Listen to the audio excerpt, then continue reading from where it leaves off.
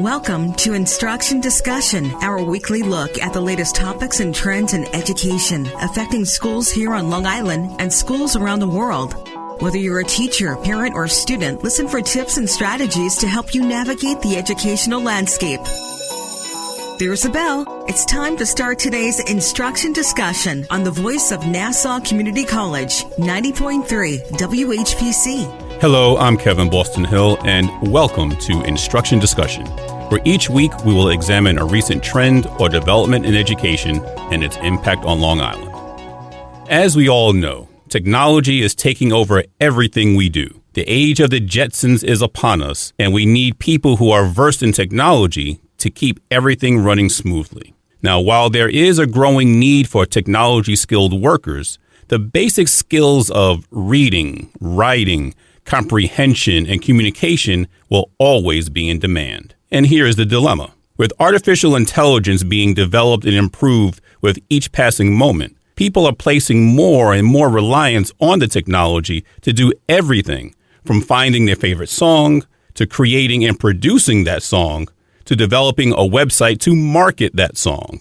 This show has tackled the issue of using chatbots in schools in the past, with a focus on college students. Today's guest will help us address the concern as it relates to the K-12 population. Yes, we need to caution our elementary age students about the hazards of using AI like ChatGPT to do their homework. Author of the renowned Career Choices series of books, our guest has served as CEO of her own educational publishing company for over 30 years. Over that time, her company, Academic Innovations, has positively impacted the lives of more than 2.5 million students, motivating and empowering them to become self-sufficient, productive citizens. She has also been awarded a Certificate of Special Congressional Recognition for innovative approaches to curricula by the U.S. Congress and has received the Breaking Traditions Award of the Equity Council of the National Association for Career and Technical Education. Please help me welcome Ms. Mindy Bingham to Instruction Discussion on 90.3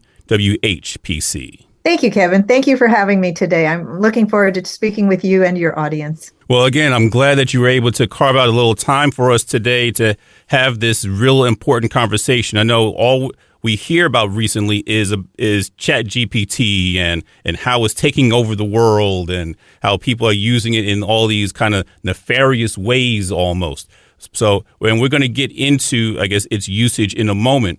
But I know that many of us have probably grown up on shows like Lost in Space and The Jetsons and Star Trek, where we kind of marveled at the role that technology played in those, what were considered at the time, futuristic societies. So, but now it seems like science fiction is becoming science fact. Isn't this what we really wanted, like for computers to do all of the work for us? Well, yes and no.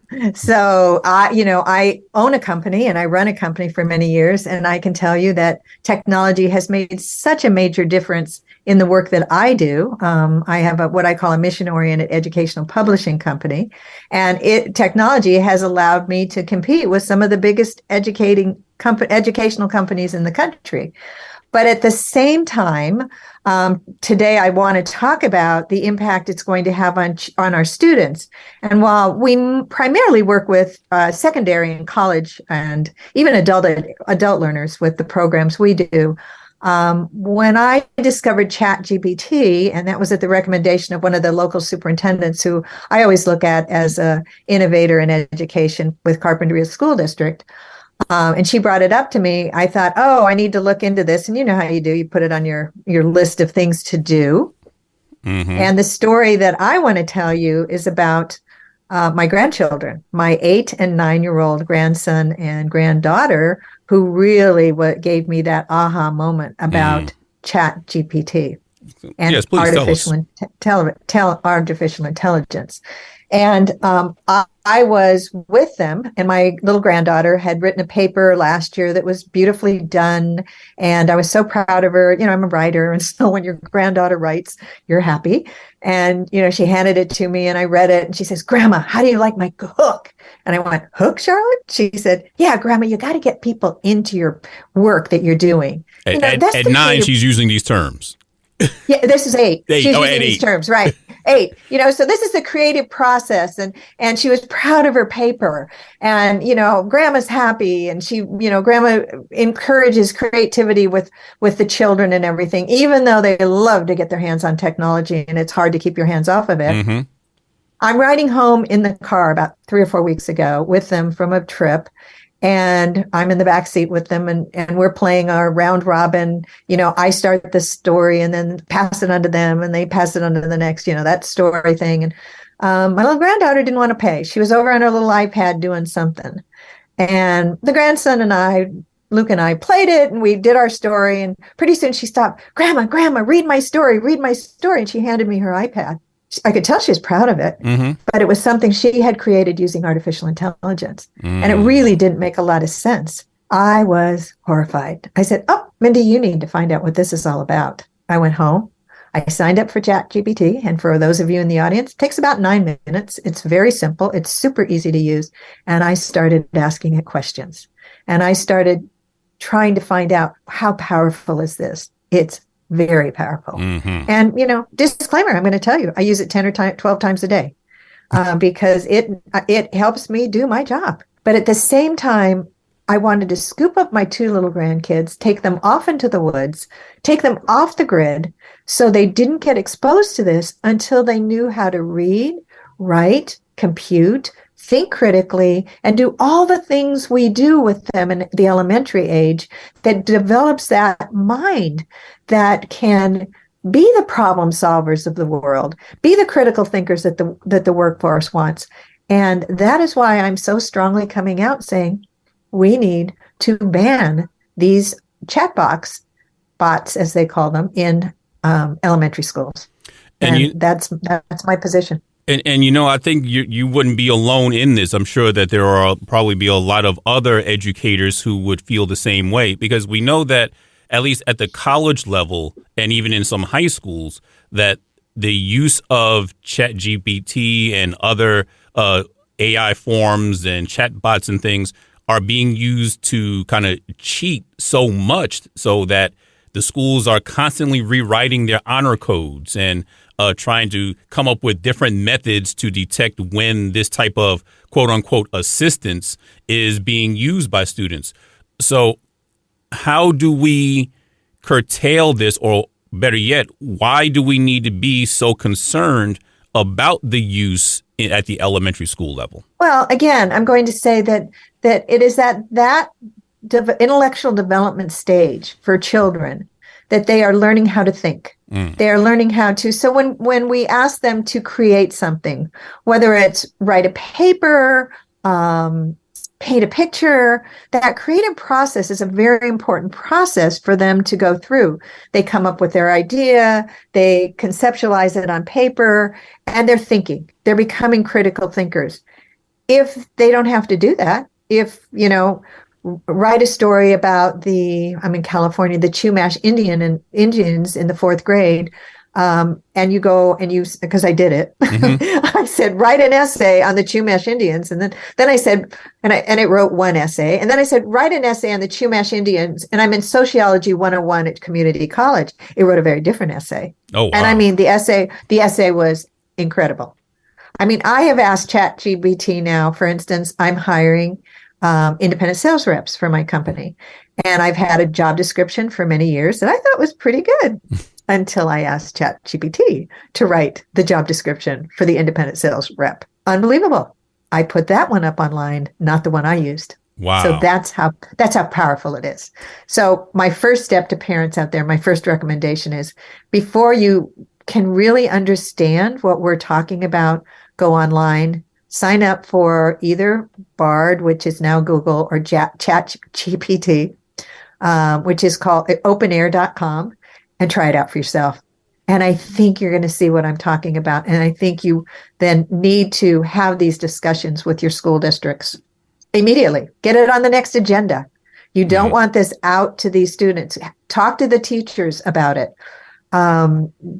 Alert them, because the one thing in education, and again, I'm very involved. My company has a lot of high tech. Okay. So I know about high tech. We create high tech platforms. Right. So I am not a technophobe. I had my first computer was a TRS 80, in 1983, I think. Yes. So, we had a website in 1995. So I think that's why I just am so concerned right now, borderline panicked, and I think we don't get this in their hands. And I think it's really also important for parents to really pay more attention to the technology, because we tell them about social media. We tell them about the horrors of social media and how that can be the wild, wild west as far as what students are exposed to and what they say to each other and so forth.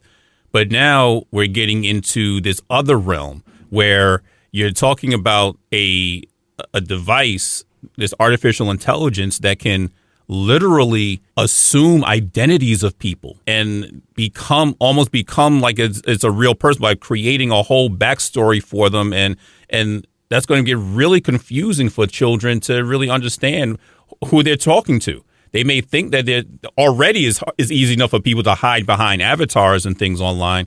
Now, they may not even have to. They can kind of create their own image that somebody is going to think is real and start and chatting, coming up with a dialogue just from that. That's true. That's very true. Well, let me give you an example, if you'd like it. Sure. I did a lot of testing of this when I first started off working with it. Just again, from my standpoint as a curriculum development, a standpoint as a business owner. And there's one of the projects in our curriculum that we do where students work through a series of 104 questions where they come up with their work behavioral values. And they have, and the computer now, they used to do it by hand in the book, but the computer now does it for them. And then they come up with their top 3 values. So I said, And usually at that point, we have the teachers work with them to then identify with those top 3 values, what are careers that meet those top 3 values?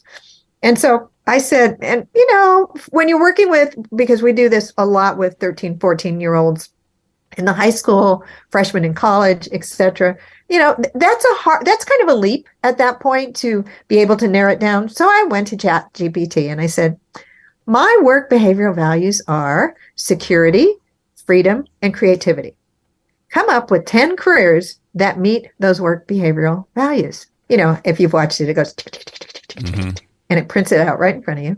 And I looked at those values and it said why each one met those values. And I thought it was stunning because out of the 10, 8 I do within my career, and the other 2 were avocations. Right. And all of a sudden my jaw dropped. I said, this bot knows who I am because it has my web address, my email address. I was stunned what it could come up with. So it's powerful on the one hand and it's scary on the other side. Oh, yeah, it's clear. I mean, that's clearly something to definitely be mindful of, because if it can recognize your, really, like I say, almost assume your own identity, since it knows your IP address from your computer that you use to search for things, and now is searching for your likes and dislikes and coming up with the perfect you almost. So it's it can be scary. Yes. Right. Now, as far as we talk about the decision-making process and how that students at the elementary level, their minds are just starting to develop this. I think for clear evidence on how we have, as adults, turned over our decision-making to computers, we really don't have to look much further than our own GPS systems. Right? Because when was the last time or how many times have we been in our cars and we kind of ignored our own instincts on trying to find a place because, the GPS says do this. And so we follow that anyway. So if we are so easy to turn over that decision-making process to a computer, what is it that makes us think that children aren't going to do it as well? Alexa, stop. There you go. See, there you go. Sorry. Right on cue. Yeah, right on cue. She just decided to remind me of something else. I panic if I leave the house without my iPhone. Mm-hmm. Because of the GPS or because of all the information it has on it. I call it, my staff always laughed at me, I call it the olden days, which could be as much as 10 years ago. In the olden days, we basically, had to think and remember things. And so what happened, but we developed those kinds of skills when we were young. And if we don't even give children the opportunities to develop those skills, what will our society look like a generation from now? That's a big question we all have to be asking ourselves. Yeah, I think that's a really, really important concept to think and question for us to think about. And I want to get into that on the other side in a moment. But first, you are listening to Instruction Discussion on the voice of Nassau Community College, 90.3 WHPC. My name is Kevin Boston Hill, and our guest today is Mindy Bingham, author of the Career Choices book series and CEO of the publishing company Academic Innovations. So when we think about, again, that choice-making process that we have, what can parents, caregivers, and teachers do right now to make sure that artificial intelligence, AI, does not adversely impact our children? So we're going to talk about the elementary age group right now. Yep. And I think that we have to do as much as possible to think of this mantra, brain power over digital power. And when I say brain power, thinking of things in their own lives where they are promoting, old-fashioned games, artwork. We're looking at a time where schools are cutting back on the kinds of things we really need, like, art programs, music programs, things like that, the creative aspects. The other option in my family is when my grandkids come over, they come into a house with a lot of high tech in it. And, they get a half hour on the iPad, which has been programmed to make sure it's safe. Mm-hmm. And make sure that what they are doing on the iPad is the creative opportunities and not things that they can get themselves in trouble with. But I think as parents, another thing that they can do is, I say, go into your school districts and ask them. We have to be careful as educators because a lot of times it's like the new shiny thing.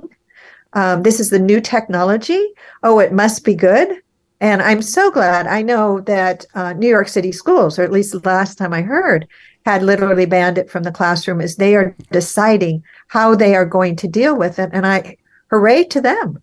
I just would like to caution them to look at your elementary age different than your junior high and your high school age, because I think that there's different levels of value to this for them. And again, I'm going to say strongly, ban it from the elementary classroom.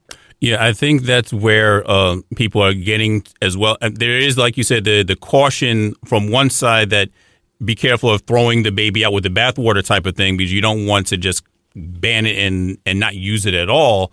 But I think you want to also at least caution its use so that we can, until we fully understand how powerful this really is. And I think right now we're on the second iteration. I think it started out as ChatGPT 3.0. Now we're at 4.0. And then there's supposed to be a 5.0 coming out soon. And each generation gets a lot more powerful. We're talking about the number of words that it knows currently is in the trillions.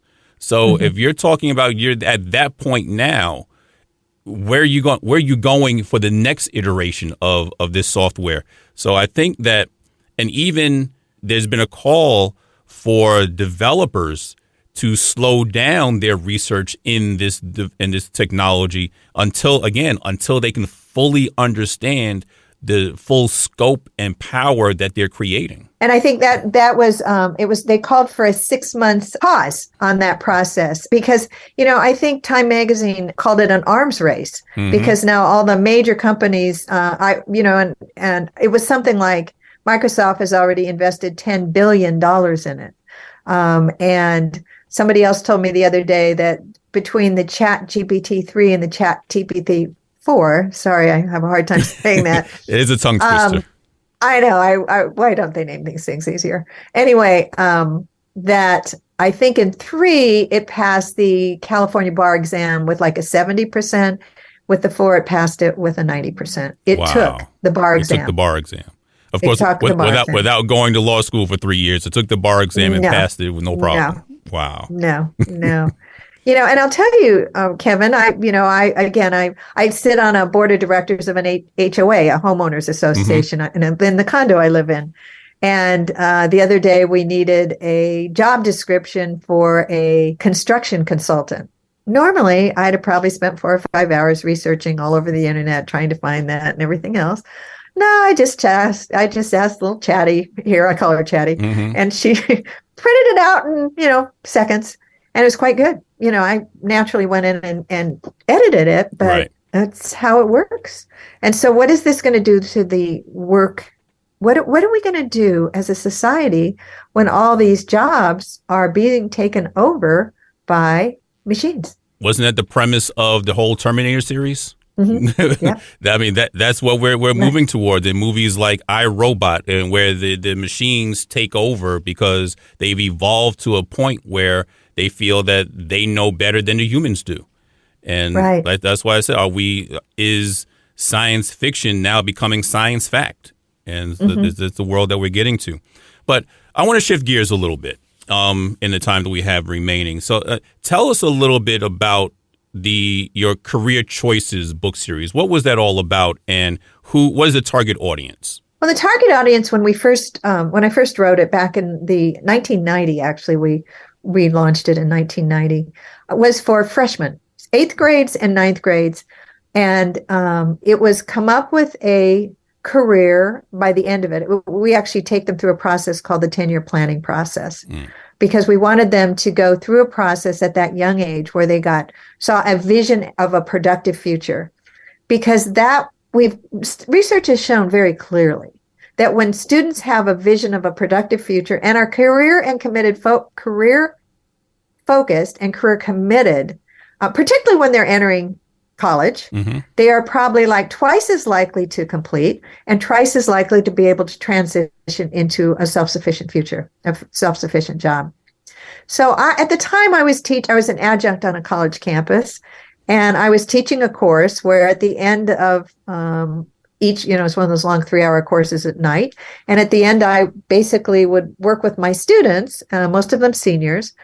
And I discovered very quickly that they had no clue what they were going to do after they got out of college, most of them. And I don't think that's changed much. This was 35 years ago. I don't think it's changed much. And so from that, one of them would always come up so I started doing these sorts of activities and exercises we now do with our high school students, our college students, and our adults.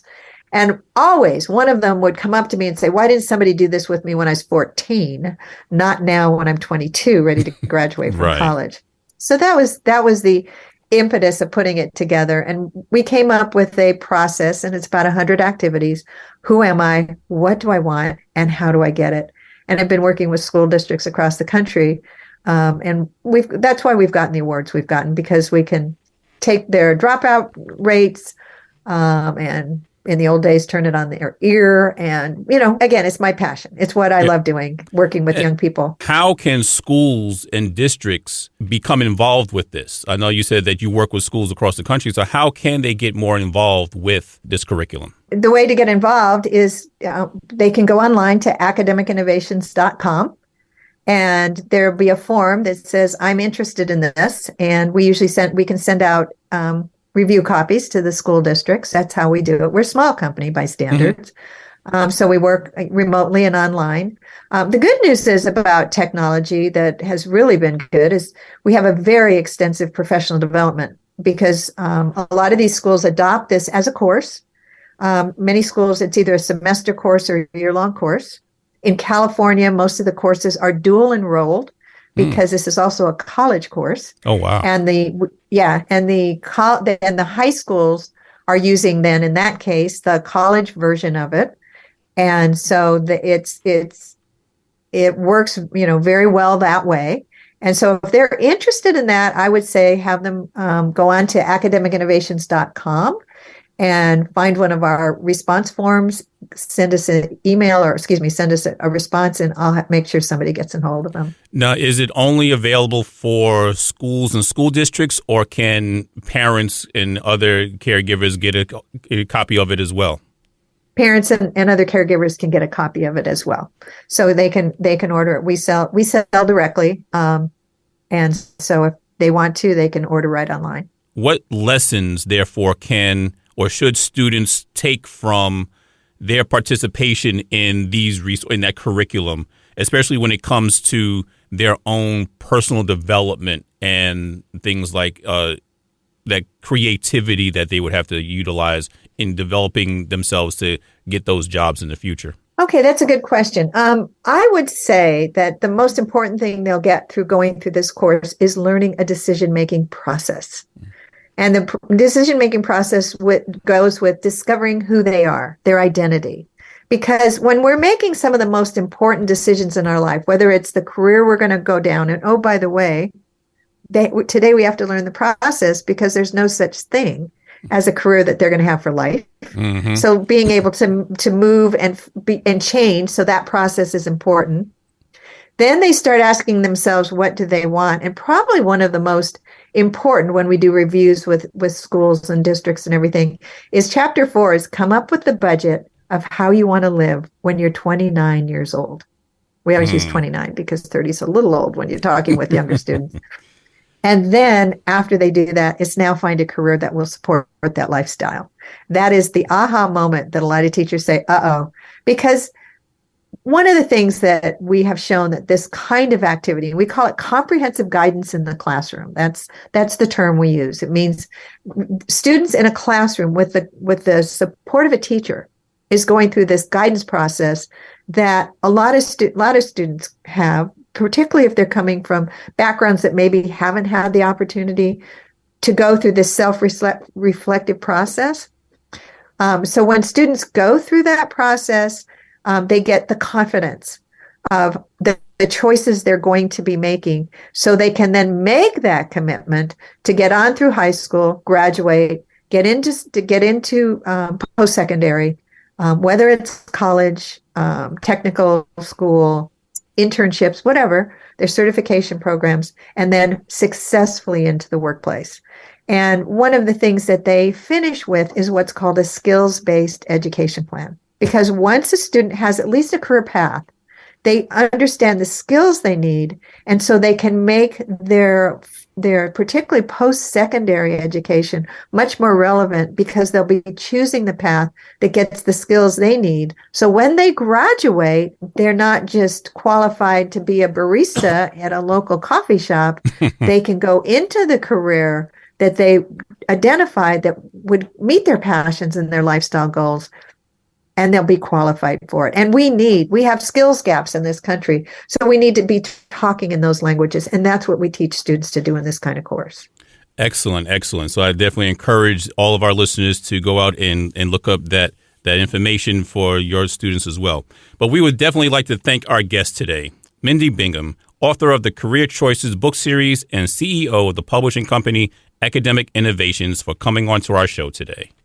Thank you. Thanks for having me. This was fun. Once again, my name is Kevin Boston Hill, and thank you all for listening to Instruction Discussion right here on the voice of Nassau Community College, 90.3 WHPC.